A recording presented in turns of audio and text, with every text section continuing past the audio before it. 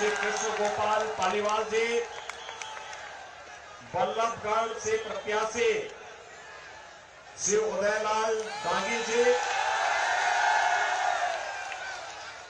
आज के इस कार्यक्रम में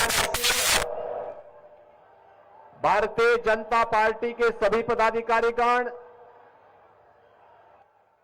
भारी संख्या में आज यहां पर उपस्थित इस क्षेत्र के सभी उपस्थित भाइयों और बहनों, देश के अंदर अपने शौर्य और पराक्रम के लिए भक्ति के माध्यम से भारत की जनता के मन में शक्ति का संचार करने वाली महाराणा प्रताप की इस पावन धरा को, जिसे उनके प्रमुख योद्धा भीलू राणा जैसे वीर पराक्रमियों ने भी जिस धरा में जन्म लेकर के धन्य किया है, ऐसी धरा को कोटि कोटि नमन करते हुए मैं आप सबका हृदय से अभिनंदन करता हूं। भाइयों बहनों, हमारे लिए यह धरती एक तीर्थ भूमि है, तीर्थ भूमि। यहां की धरा हमें विपरीत परिस्थितियों में एक संबल देती है, चुनौतियों से जूझने की एक नई प्रेरणा देती है, विपरीत परिस्थितियों में कार्य करने के लिए एक ताकत देती है।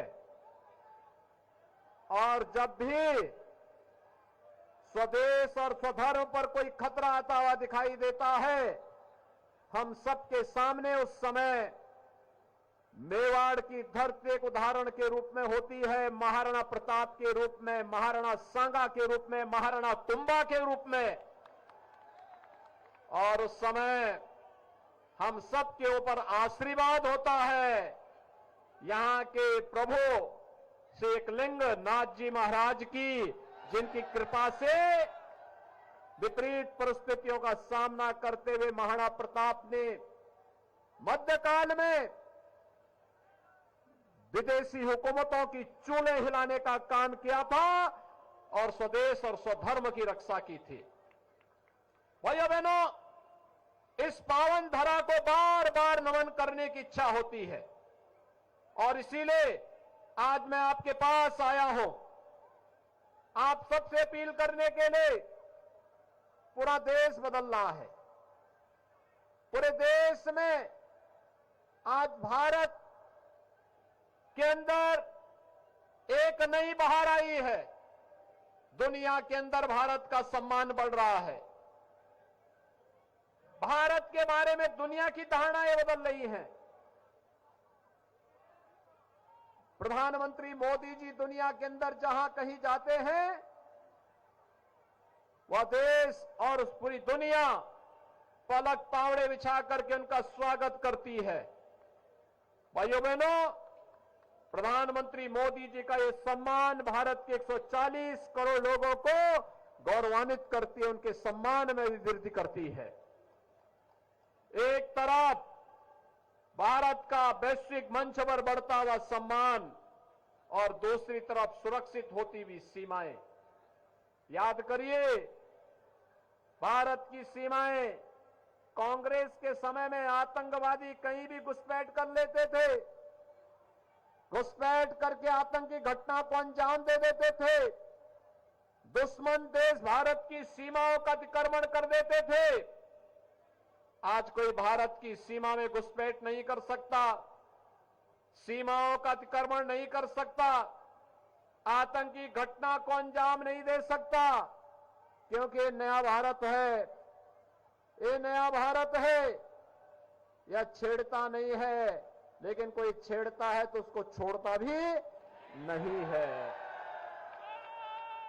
भाइयों बहनों, ये नया भारत है, वसुधैव कुटुंबकम का संदेश देता है, लेकिन कोई भारत को आंखें दिखाएगा उसकी आंखों को तरेड़ करके निकालना भी जानता है। और इसीलिए नए भारत के अंदर राजस्थान कैसे होना चाहिए, अपने शौर्य के लिए, अपने पराक्रम के लिए, अपनी भक्ति और अपनी शक्ति के लिए, नौजवानों की ऊर्जा का उपयोग करने के लिए, अन्नदाता किसानों का सम्मान करने के लिए और बहन और बेटियों की सुरक्षा के लिए, ऐसा राजस्थान हमें चाहिए।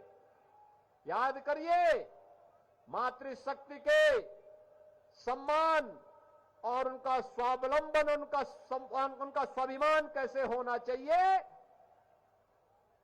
यहां तो जौहर का व्रत करने वाली महारानी पद्मिनी जैसी महारानियों को हमने देखा है, जिन्होंने शौर्य और पराक्रम की एक नई गाथा लिखते हुए दुश्मनों को कैसे जवाब दिया जाना चाहिए, इस बात का एक संकल्प, इस बात की एक नई प्रेरणा हम नए भारतवासियों को दी है। भाइयों बहनों, इस राजस्थान में आज क्या हो रहा है।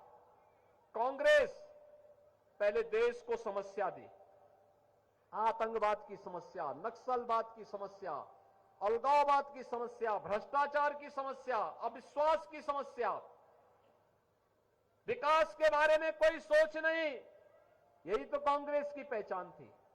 और आज तो राजस्थान आज विकास में फिसड्डी,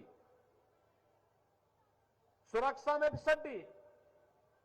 राजस्थान जिसको कभी स्वर्गीय भैरव सिंह शेखावत जी की सरकार में भारतीय जनता पार्टी की सरकार ने विकास के एक नए प्रतिमान स्थापित करने को अग्रसर किया था, आज भाइयों बहनों वह राजस्थान आज भ्रष्टाचार में नंबर 1 हो गया। यानी कांग्रेस की उपलब्धि क्या, भ्रष्टाचार में राजस्थान को नंबर 1 कर दिया, महिला अपराध में नंबर 1 कर दिया, साइबर अपराध में नंबर 1 कर दिया, बिजली की दरों को सर्वाधिक जनता से वसूली करने वाला दर है राजस्थान में, और डीजल और पेट्रोल में जनता से सर्वाधिक वैट भी राजस्थान में लिया जाता है। महंगाई इंडेक्स सर्वाधिक राजस्थान में, और नौजवानों के साथ खिलवाड़ करते हुए सबसे अधिक पेपर लीक की घटनाओं के लिए भी राजस्थान बदनाम हो गया है। भाइयों बहनों, हमें आश्चर्य होता है, ये राजस्थान की सरकार न विकास करा पा रही है, न बहन बेटियों की सुरक्षा कर पा रही है, न नौजवानों के रोजगार की व्यवस्था कर पा रही है, न अन्नदाता किसानों के चेहरे पर खुशहाली ला पा रही है,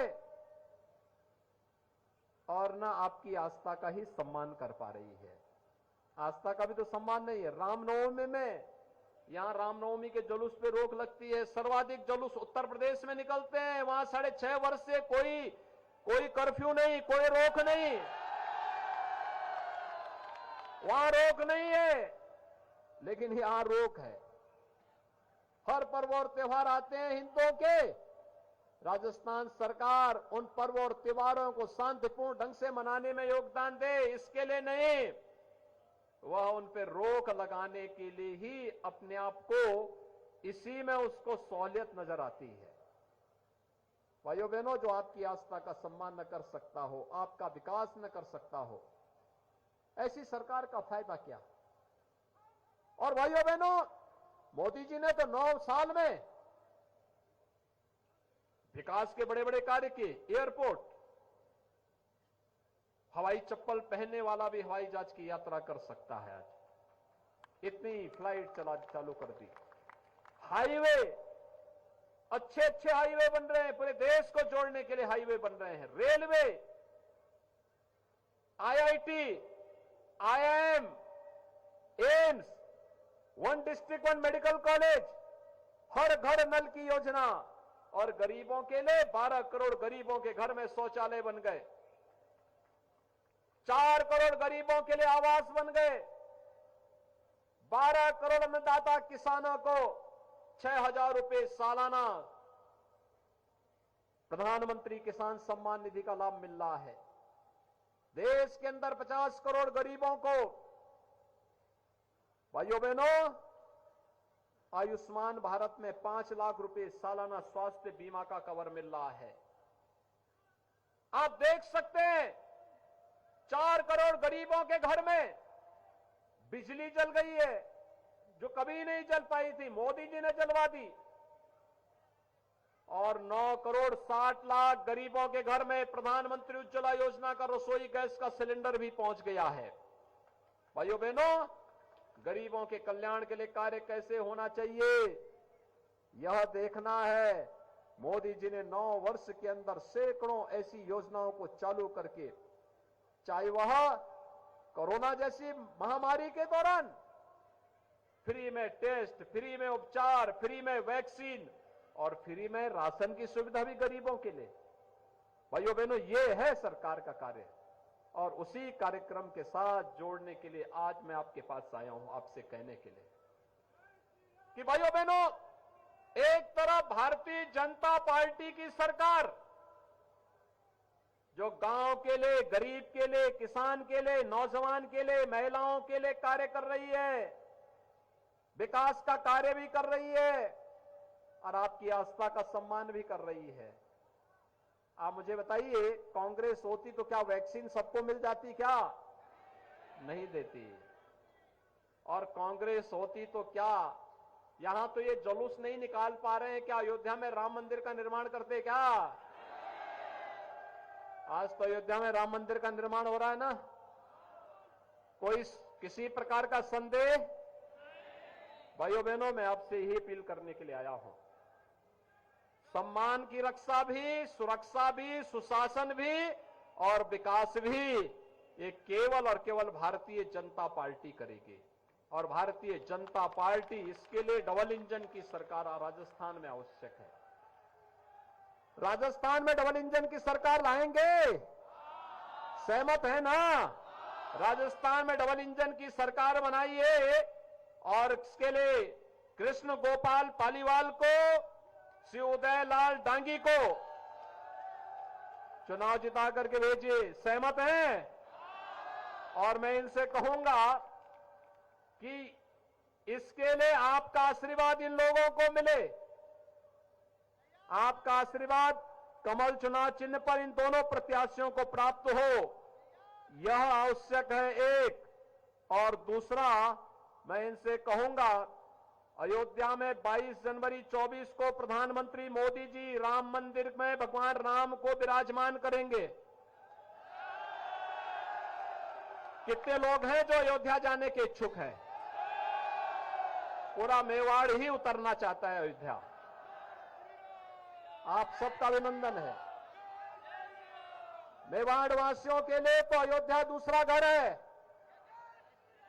और भाइयों बहनों, आपका अभिनंदन करते हुए मुझे प्रसन्नता होगी। आप अयोध्या पधारें, आपके स्वागत के लिए हम लोग तैयार रहेंगे।